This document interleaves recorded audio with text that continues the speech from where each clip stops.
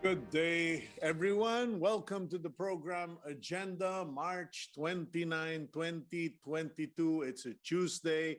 And thank you for those of you who are subscribers of Signal TV, watching us all over the country via channels 8 and 250 on One News PH. Now, for those of you who are watching via Facebook and on YouTube, welcome to the program. Thank you for being avid viewers and followers of the program. Today, we are going to have the interesting guest, as always. And first will be the ambassador for the European Union. And he will be speaking with us shortly after I read the news.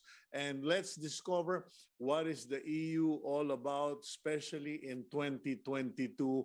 How has the European Union been affected by the Ukraine-Russia conflict? And after all of that, we will go local and head out to Cebu to go to one of my formerly favorite places until the lockdown, which is the Plantation Bay, because it's a very secluded, well-managed, well-run resort and very family-friendly. So we'll be featuring them. But let's get on with the program today. Let's start with our daily starter. It comes from Jeremiah, from the book of Jeremiah, chapter 12, verse 5. If you have run with footmen and they have wearied you, then how can you contend with horses? It's a very interesting reminder in the Bible where when we are facing trials, challenges, when we are in competition, or when we are trying to keep up with events, and we suddenly go, I'm tired, I'm weary, I'm running out of steam. The Bible, the Lord is reminding us, if you are easily defeated or you easily lose your initiative, your interest, how then will you perform when the going gets rough? And that, I think, is the reality for many, especially for those in Europe where things are getting rough and they cannot afford to put their guard down, let their guards down. So if you have run with footmen and they have wearied you, then how can you contend with horses? Let's now go to the front page of the Philippine Star today. And the headline, interestingly, no booster shots, no alert level 0. Okay, that's the warning that if Filipinos continue to avoid or just not go for their third booster shot, chances are we will not go back to normal. We will not achieve alert level 0. And right now, even Joey Concepcion, presidential advisor, is suggesting to redefine the term fully vaccinated. Not two vaccines, but three, meaning you have to have your basic vaccinations plus the booster. So chances are that's what's going to happen. At the top of the front page, Taal goes quiet, no quakes, but plumes continue. Taal volcano rumbled and spewed smoke, and they were saying, and I quote, "It's raining mud." People along the lakeshore were saying that the rain from Taal came with a little mud, but it seems that the volcano has calmed down. That photo at the top is Will Smith slapping comedian, presenter Chris Rock at the Oscar Awards. And that has really gotten everyone's attention yesterday. Tragic that event took place and that became the focus, considering all the tragedy around the world. However, just for those of you who don't know what's behind the story, Chris Rock, the comedian, made a joke about the hair of Will Smith's wife, or I think it was his wife, and saying, "Oh, I'm looking forward to watching G.I. Jane Part 2, where the lead actress had the shaved head, Demi Moore, in Part 1. But Will Smith got offended because the wife of Will Smith was apparently suffering from alopecia and has written about this, where you have loss of hair. And I have friends who are suffering from alopecia, and it is really a very bad joke. There are certain jokes, and there are certain things you don't make jokes about. So anyway, but Will Smith made an apology to the Oscar committee and said, "I hope I get invited back." Okay, now hefty hike in pump prices set today for gasoline. It will go up by 3 pesos 40 centavos per liter, diesel by 8 pesos 65 per liter, and kerosene by 9 pesos 40 centavos per liter. And Balikatan kicks off. The joint Philippine-U.S. military exercises kicked off yesterday, and it is 9,000 strong. It is the biggest military exercise done by the U.S. and the Philippines, and it seems to be in relation to what's going on all over the world, particularly in Ukraine. And at the bottom, COMELEC to rely on technology, social media versus vote buying. And President Rodrigo Duterte got the rest day for his 77th birthday. Shanghai on massive COVID lockdown. And last but not the least, the South Korean Cultural Center recently inaugurated a new building, expanding its presence in the country with 5 floors of exhibit and learning spaces for people interested about the South Korea and its culture. So that's it for the front page of the Philippine Star, the news. Now let's go to our first guest. And I really want to know this guy because he has very interesting background. It seems that he has been into he was once the head of the Political Security and Development Section and alternate permanent observer to the Organization of American States for the EU.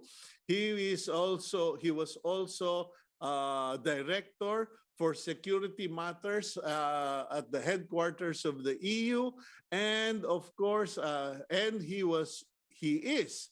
Okay, or was. Medyo dami. He is so much. Anyway, former European External Action Service, head of Division of Human Resources, Talent Management of Diplomats and other agents at the European Union headquarters and overseas.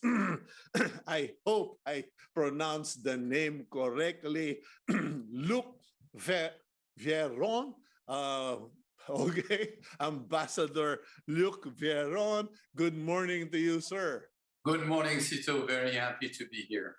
And I hope I did The reminder of my career is just another way to say I'm not as young anymore. Well, it's interesting because you have a whole gamut from political affairs, security, and now you're actually, you seem to strike me as someone who is now the Obi-Wan Kenobi, the trainer, the mentor after years of experience, now checking, okay, who can be our next Jedi? I hope you don't mind the comparison. You forgot to mention that I'm a regular columnist in the Field Star. Oh, yes. Well, yes. But, you know, I don't mention too much of my competitors in the Philippine Star, especially the imported ones. Okay. Ambassador, thank you for joining us this morning. And perhaps just as an introduction to those who are not too familiar with international affairs, could you just give us a quick background of the EU, who's part of the EU, and what is the EU in relation to the Philippines? Well, the EU is a very simple matter. Actually, it was built after the war by nations who were constantly at war and decided to pull together their steel and coal resources, the energy of the time, to make war impossible. So basically, the European Union is a political project aiming at peace.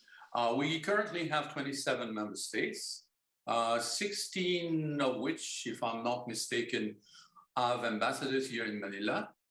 And I am the ambassador of the European Union, so the organization that embraces 27 member states. In terms of population, we are about 500 million people. Does that make you the ambassador among ambassadors or the head honcho among European ambassadors because you are the EU representative? I have a special role in trying to make sure that Team Europe, as we call it, so the EU and the member states, because there are different competencies of the union as such and the member states, and that our, Europe team work together. So that's basically my job. Okay, now what is the significance of EU, which you represent in Asia or in the Philippines? Because some people have suggested, we should have our own union, the AU instead of the EU. We should have an AU because we should learn to take care of ourselves because Europe has enough problems of its own. Well, first of all, we are very much interested, involved, and concerned about what is happening in the Indo-Pacific. We recently have developed a strategy for the Indo-Pacific. To give you one example, we are very, very concerned about the freedom of navigation in the Indo-Pacific, for example, because a lot of our trade transits through that route. So yes, we are certainly very interested in engaging with the Philippines. We have a very broad agenda. We have a lot of substance on our agenda. We have trade, we have culture and education, we have security and peace, including maritime security, for example, where we have a very fruitful collaboration with the Philippine Navy and the Philippine Coast Guard. Yes, we have a very broad agenda. It's a very interesting job to be the EU ambassador here. And also we have process. We have process in the sense that we have a partnership and cooperation agreement with the Philippines. And also the Philippines is the coordinator of the political dialogue between the European Union and ASEAN at the moment. So yes, we have a lot of substance and process in our relations with the Philippines. Okay, specific to the Philippines, I mentioned as I read the news that the United States has launched its joint exercise with the Philippine Armed Forces, the largest Balikatan exercises. What about with the EU? What is the inclination of the EU? I get the impression that you guys are not much into joint exercises unless it's the NATO. Is EU primarily a commercial organization, a commercial political organization? Because you were mentioning about the Coast Guard, the Navy, etc.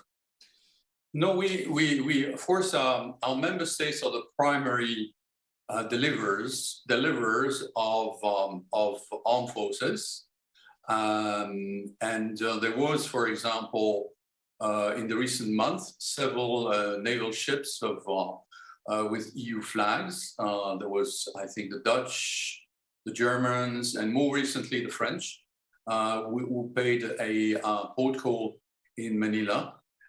So yes, we are present in the region militarily, but of course, we also have collaborations. I mentioned maritime security. There is a specific EU project on maritime awareness. In other words, on the imaging, the sound that makes maritime surveillance easier.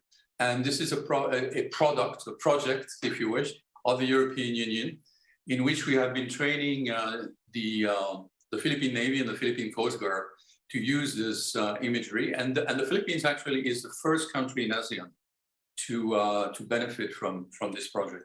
So yes, we are not only a trading partner. We do a lot also in other areas, including our involvement, for example, as far as the Philippine government is willing, in the peace process in modern Mindanao. So yes, we are very much involved in the Philippines on different issues. Ambassador, what are the primary agendas or objectives of EU in terms of its Asian presence or its Asian engagements? Well, I mentioned that the European Union is a peace project. So, so in a sense, we are very interested in our dialogue with all Asian countries on peace issues. Okay. But also we trade. We could trade more, obviously, including with the Philippines. There is a margin of improvement. We have trade preferences. In other words, the Philippines can export to the European Union free of tariff, 6,000 product lines. And actually, the trade between the Philippines and the European Union is in favor of the Philippines.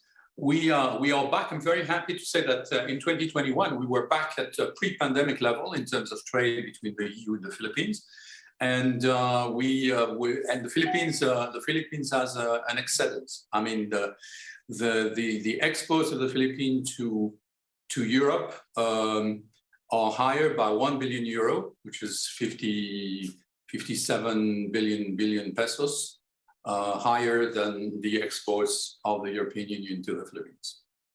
So it's in favor of the Philippines, basically. Okay, now there in the past, I don't know if it was during your watch or, but in the past there have been friction between the EU and the Philippine government, particularly because of certain policies and certain approaches in the drug war, politics, etc. But that seems to have improved. What's been going on lately between the EU and the Philippine government? I think we have, in my view, a very fruitful dialogue. It's not only because of my my action, but I hope I contribute to it. This is important to have a good dialogue, and actually I think it's very easy to have a good dialogue with the Filipino government. And also we have been very much involved recently during the pandemic in donating and exporting vaccines to the Philippines. I think the number of vaccines exported from the EU to the Philippines is 68 million doses or something like this. Mm-hmm. So it's a lot.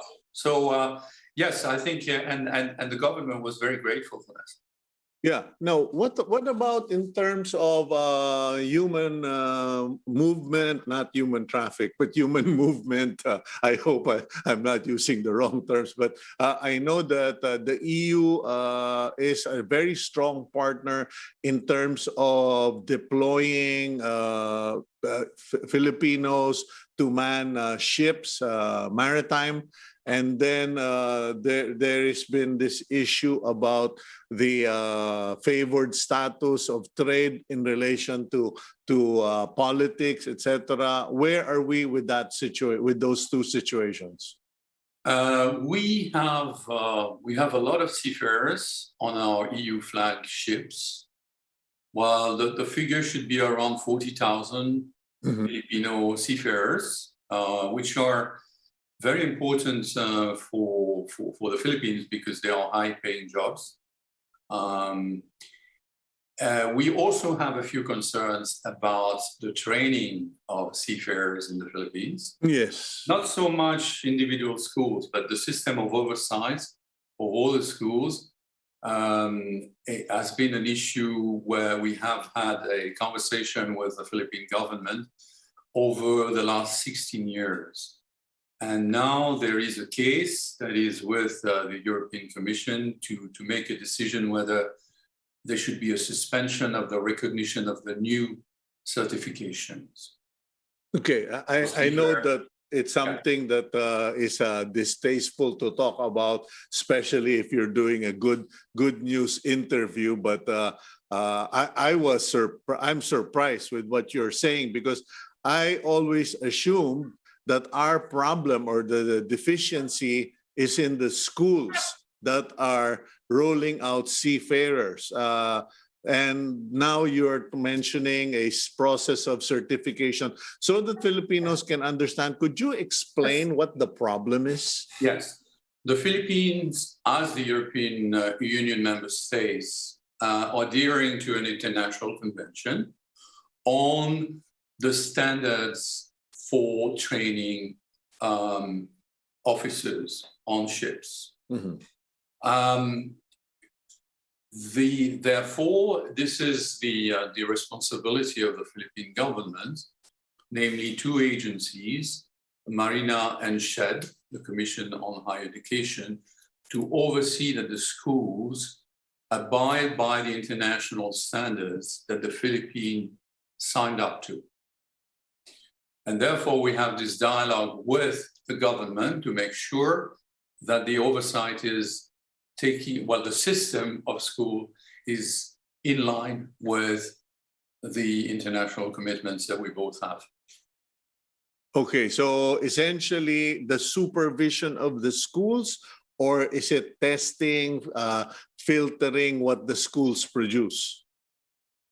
This is about the type of curriculum, the number of hours, the presence or not of simulators, the training on board, a number of issues that are, if you wish, the international standards that we all sign up to. Okay, have there been any offers, and I don't want to make the industry look like a mendicant group, but have there been offers from the EU to, okay guys, if you don't have the simulators, we can arrange for you to have access to the simulators. If you don't have the ships, we will send you some ships, etc. Has there been an offer on the EU side so that we can solve the problem? But you have to forgive me, Mr. Ambassador. I'm a problem solver. Me too. Okay. So no matter what the European Commission will decide as regard the new certificates, it is completely obvious that the European Union will cooperate with the Philippines, if the Philippines so wishes, on improving the systems of maritime schools. To what extent can the EU cooperate, Mr. Ambassador? We can offer technical assistance. We can, but they need to be a request, which is not on the table now. But if there is a request, certainly we are willing to cooperate with the Philippines. Okay. Now, actually, I often say that as much as the Philippines care about the seafarers for good reasons, we also care about Filipino seafarers. We kind of like to employ them as well. So there is a win-win that we need to find. Okay, so that at least is the offer. The request has to be made. It is more of facilities issues, simulator issues, and oversight. Because what's come out in the media has been that it's poor schools, bad schools, close the schools. Now, if we improve on all of this, you mentioned right now there are currently about 40,000 Filipino seafarers working on ships under the EU flag. How much more can we? How much more jobs can be generated if the Philippines actually invested and improved on this? It's very difficult to tell because this is a very competitive market. And there are currently big movements, including because of the war in Ukraine, as to which seafarers are on the ships. There is also fierce competition, including in Asia, for providing seafarers. Vietnam, for example, is one example. So there is a fierce competition. But it is not wrong to say that we value very much professionalism and the seriousness and of the Filipino seafarers. Also, what is very important is should the Commission decide to suspend the recognition of certification, that will not apply to the current seafarers that have a certificate in good order, because the certificates, if I'm not mistaken, are valid for 5 years. So it will give time to adjust to any potential negative decision on the part of the European Commission. Okay, so at least on that part, we are clear that the current seafarers on board will not be affected by that certification until their certifications expire within the 5-year period. Now, moving on, there's been on the news, it came out that about 10,000 Filipinos based in Russia are all want out. They're saying, what's the point in working when the ruble is down to about 30% of its value and plunging? Now, this is all the aftermath of I'm not involved in it, but of the economic sanctions against Russia. What can EU offer to those who are displaced, not just Filipinos, but other foreign nationals who have to get out of Russia? Is there something in the works? No, this is very sad what is happening to the OFWs in Russia. As is very sad the whole situation in Russia, quite frankly. Of course, there is always demand for Filipino workers, in particular in certain sectors.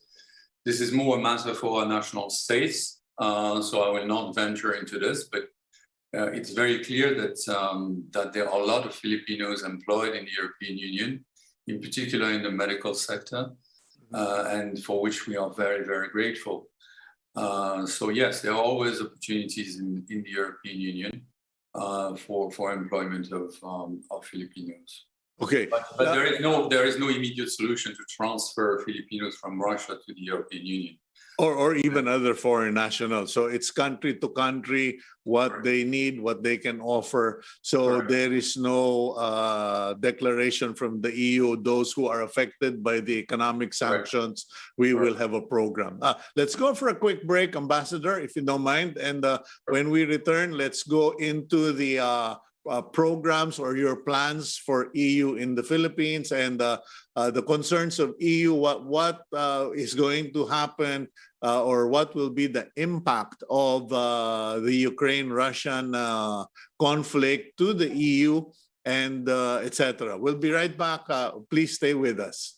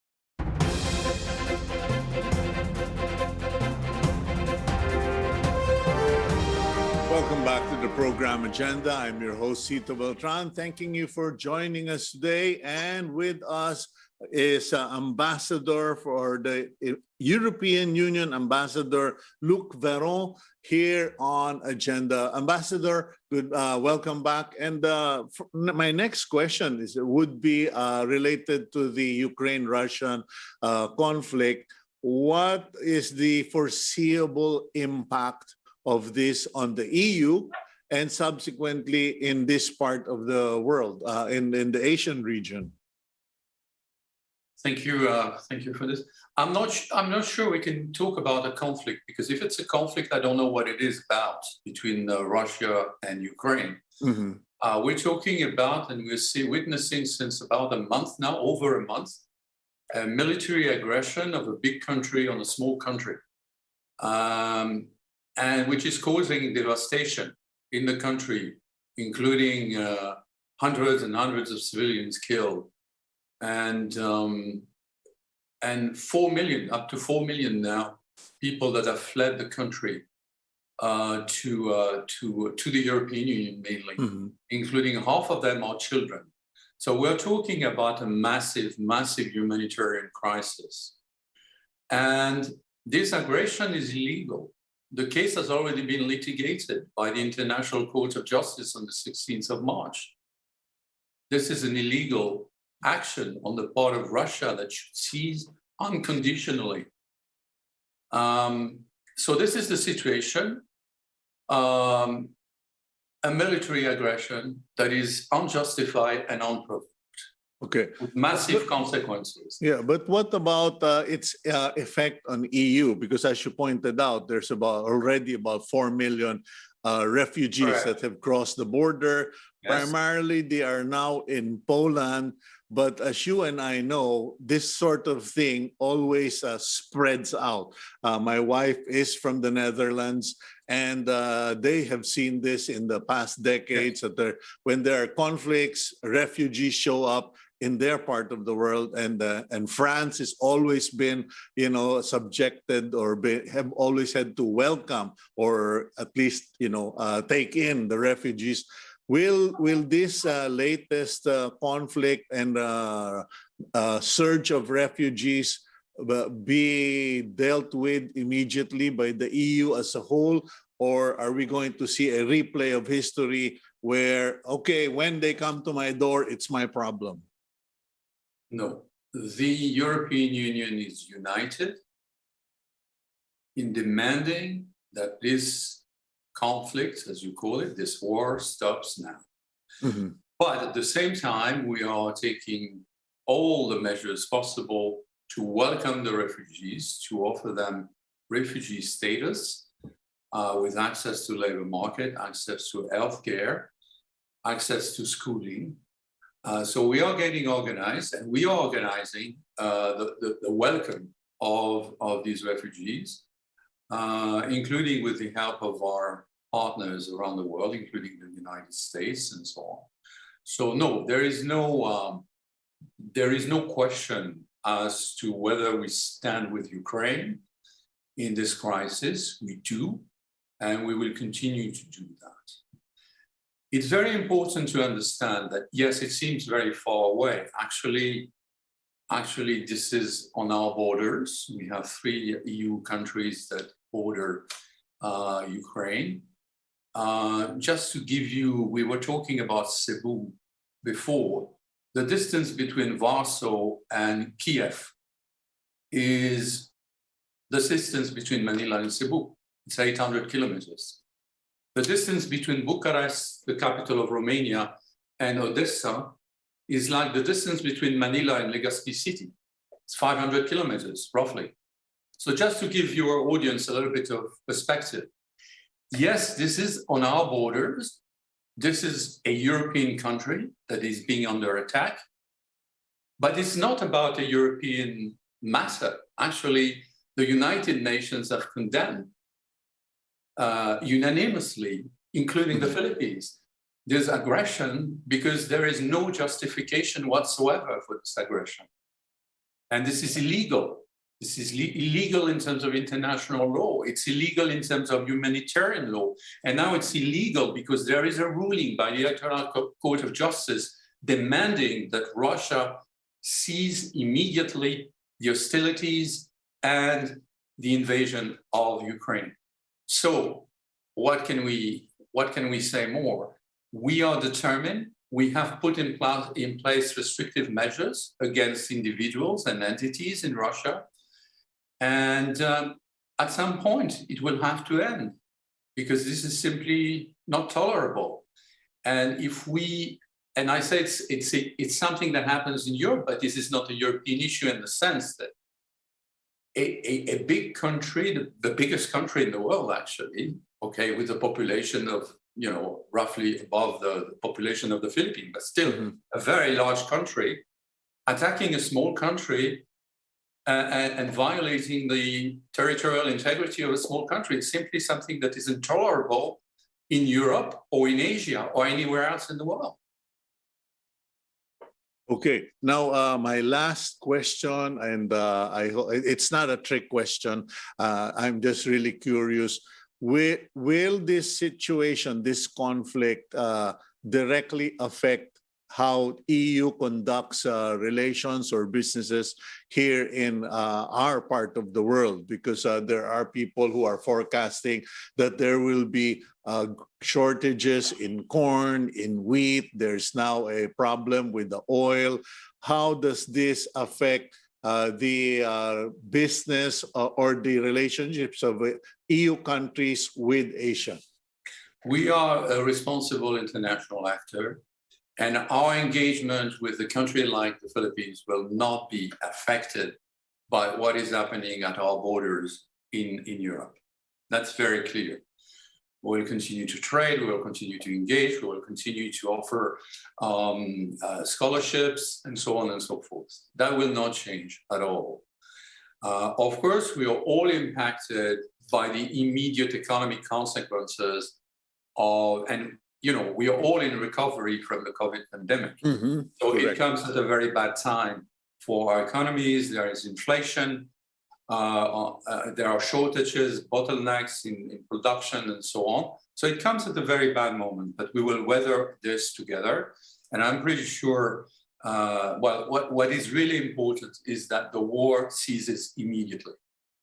Okay, well, we are 100% behind that. We agree with you, Ambassador, and I certainly look forward to our next interview being more about cultural endeavors of the EU in the Philippines and your office, and not to have to talk about war and refugees. But nonetheless, we support the EU and we stand with Ukraine. Thank you very much for your time, Ambassador.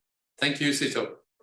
Okay, that's Ambassador Luc Veron of the European Union. And we are now going to go for a quick break. When we return, let's go to Cebu and talk about resort life with the representative of Plantation Bay here on Agenda.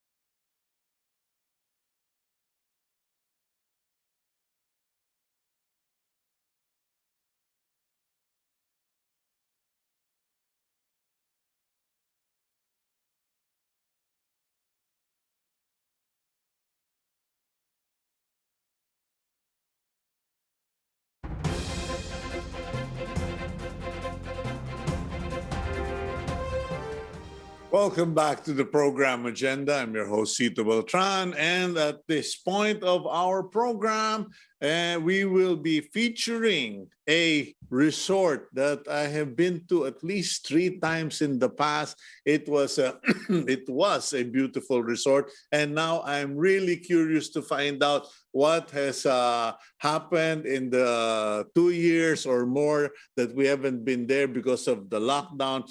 We're talking about Plantation Bay in Marigodon, Mactan Island in Cebu. It's 11.4 hectares. And it's one of those projects where if you don't have it, you build it.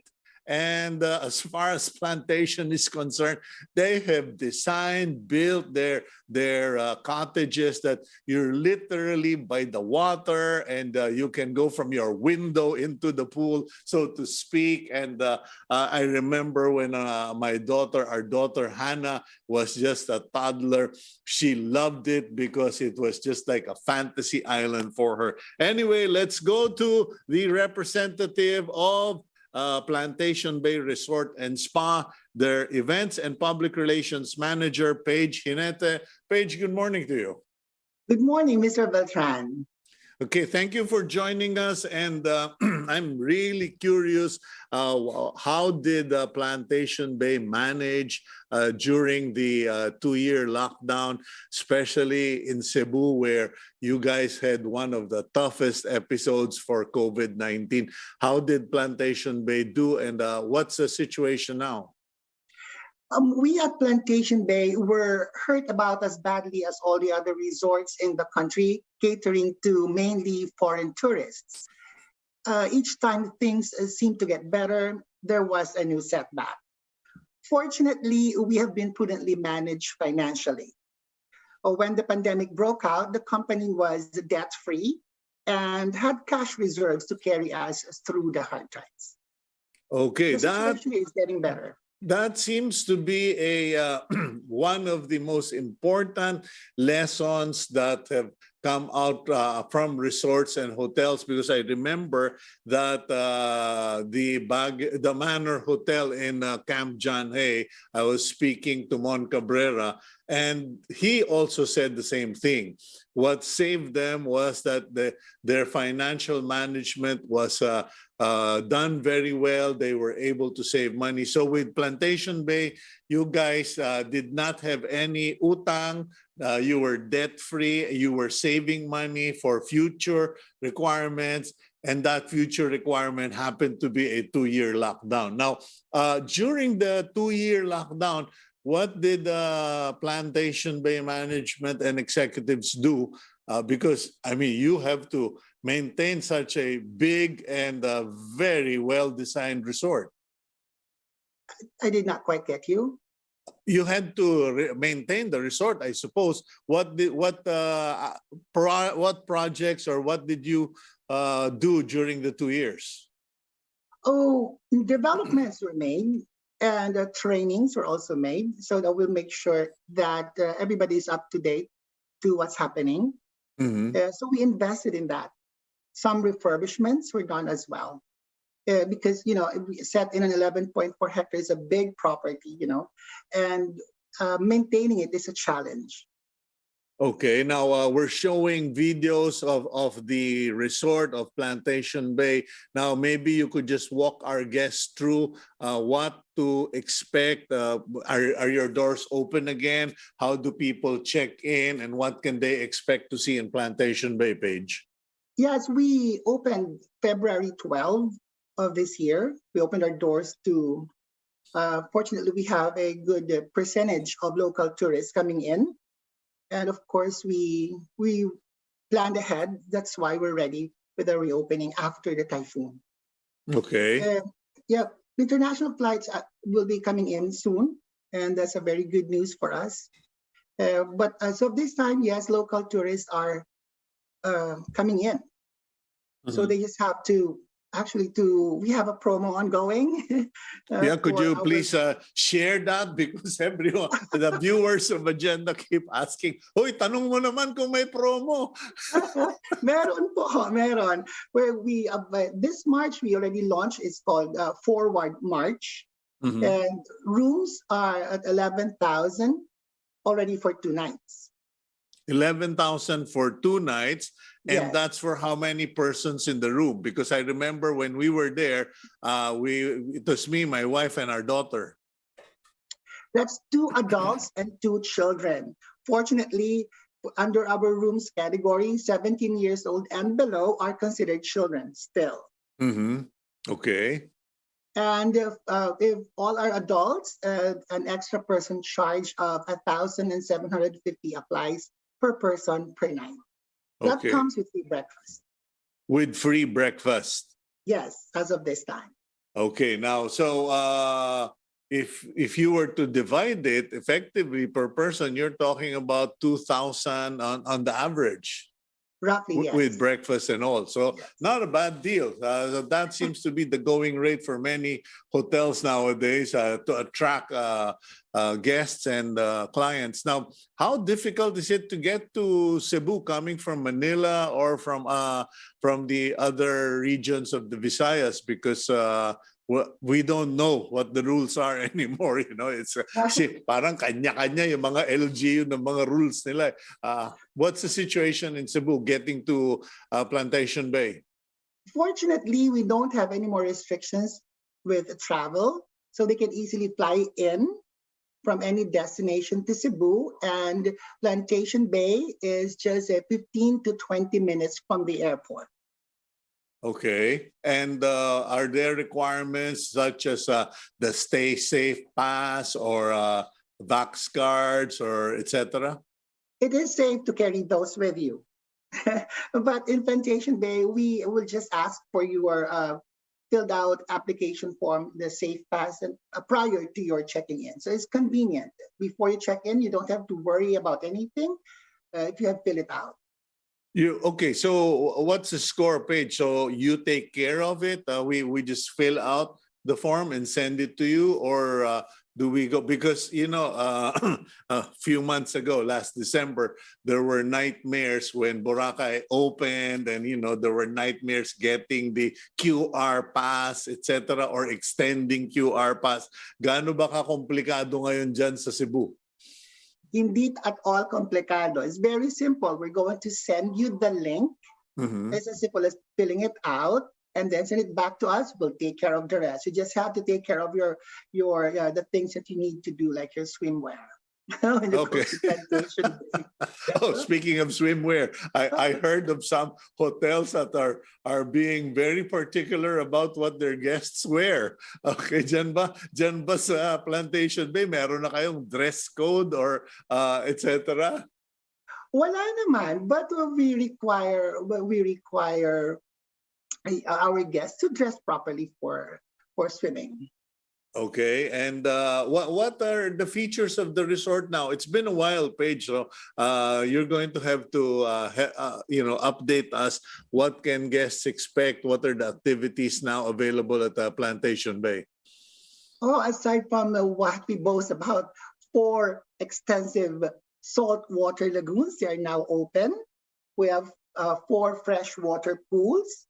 We have a lot of daily activities ranging from biking, wall climbing, kitchen park, archery, and water sports like kayak, stand-up paddle, and we have a lot to offer actually. Okay, So it's and all then operational. well, what about food choices? Because many resorts now seem to have gone local because sabi nila, nako sir, ang hirap makakuha ng supply from abroad. There are logistic challenges. So there's been a shift towards buying local and cooking local. Yes, we are into that too. We have 4 restaurants in the hotel, but as of this time, only 2 are operating. So we are into that also. We're looking at the possibility of going local, cooking local, but of course the standard remains the same. Okay. Now, what about staffing? How did the lockdown affect you? Because you know that I wrote an article about that, where many hotels made the difficult choice of letting go of their experienced personnel and are now struggling getting them back or finding qualified personnel in the service industry. Mahirap kasi pagdating sa service industry, it takes years to train people. What about in Plantation Bay? Exactly, sir. You know what? Our goals are modest. We would like to bring back the staff who were furloughed because, as you mentioned, it really takes years to train them. And our goal is to put them on full-time status again. And, you know, aside from that, we would like to rebuild what the typhoon has destroyed and reconnect with our foreign travel travel markets. So with regard to staffing, yes, we call them back because it's better to recall those who have been with us than to, hire new ones. Because Plantation Bay, as everybody knows, has a different culture. We maintain really a strict standard when it comes to hospitality service industry. Mm-hmm. Okay. Now, what about this? Because I never realized that you guys were affected by the typhoon. And which typhoon was this? Because ang alam ko lang na naging bagyo sa buhay niyo, yung COVID na yan. But what typhoon are you talking about? Odette. Okay. December typhoon. Okay, and what was the impact on Plantation Bay back then? Oh, well, for one, vegetation was badly affected. Mm-hmm. And same as other resorts in the area, we have to do a lot of rebuilding. Okay. That's why for quite some time we did not open the resort because we made sure that it's going to be presentable to other guests. Okay, what actually happened? Okay, so you said vegetation was affected. You're surrounded by mangroves and there are coconuts in the area. So I presume that was toppled or that area was shaved by Typhoon Odette. But in terms of the structures, how much damage did it inflict on Plantation Bay in December? Wait, talking about infrastructure, I cannot fully give an exact estimate, but buildings, roofs flew, Mm-hmm. but the structure was built sturdy. So just that, roofs and a few glasses were shattered, like in the restaurant. Yes. Okay, so pero kamo nag-add na kayo ng mga swimming pool and nag-add pa kayo ng salt water pools? It's been there, like the saltwater pools have been there for quite some time. Yeah. So, but those were drained also during the typhoon. Okay. So in essence, Typhoon Odette really trashed the place, and there was so much cleanup to do. Yes, exactly. Okay, now going back to the facilities, you have two restaurants open. How many rooms do you guys have now? In operation, we have a 255, 18 of which are suite rooms. Okay, and how is the booking at the moment? Because you only opened a month ago. How has the business picked up? It has picked up very well. Business is doing good, but we can only sell around 25% of our room inventory. Why? Because power has just got back to us. We were actually the last resort probably who were energized by the local company here. So it was difficult for us to release rooms and to fix because we were running on gensets for the longest time. Okay, so I suppose that has taught the management or the owners the lesson okay guys, we're going to have to go to solar and wind power and alternative energy, I suppose. Kasi yan naman lagi ang problema ninyo dyan. Yes, we do. We're using solar energy and sustainable practices. Okay, now what other okay, so people can fly in to Plantation, I mean to Mactan. You're only 15 minutes from the airport. Yes, without All the traffic transfers congestion. are, of course, handled by Plantation Bay. I know that. I've been there before, so that's okay. And then you have two persons to a room, or plus adult children. Or what when you? I mean, young children below 17. But as far as children go, it's only one, or you allow two? Two. Two kids. Okay, so two kids plus two adults at the price of 11,000 per 2 nights promo. Yes, well, from Sundays to Thursdays. On the weekends, it's at 12,000. Nag-plus ka ng 1,000, ikaw talaga. The weekends Okay. are usually tight. People tend to take advantage of the weekend. But most of them are local tourists, I presume. Cebuanos. Yes. Most are, but recently we already have foreign tourists checking in. Okay, and what about from Manila or from Luzon? Have they been trickling in? Yes, they have been, and a lot of increase over our social media pages and our reservations.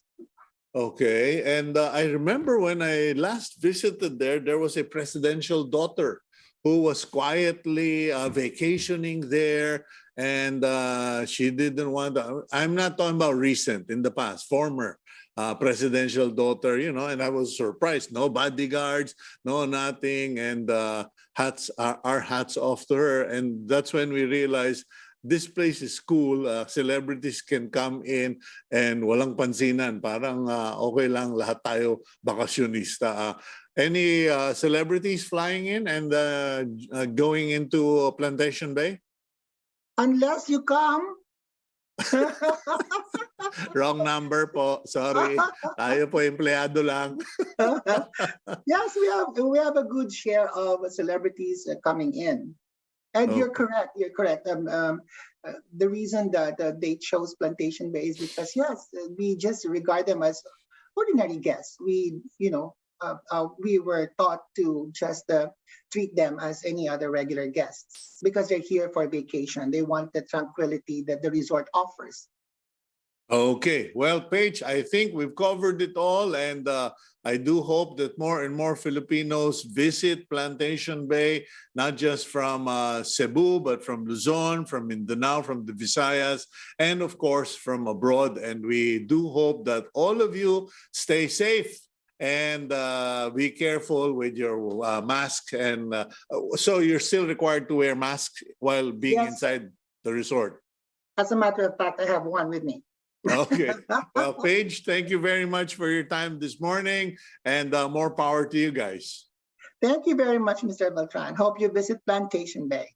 Okay, that's Paige Hinete, our last guest for today, Events and Public Relations Manager of Plantation Bay. Let's now go to our closing blessing for the week.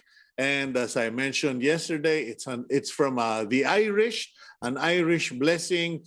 And now, okay, let's go. May the raindrops fall lightly on your brow. May the soft winds freshen your spirit. May the sunshine brighten your heart. May the burdens of the day rest lightly upon you. And may God enfold you in the mantle of His love. And that's today's agenda. I'm your host, Cito Beltran, thanking you for joining us today. Our warmest greetings to our viewers abroad who are watching us via Facebook. And boy, I am getting absent-minded here. But anyway, thank you for joining us, and God bless all of you. Please keep it here on One News PH.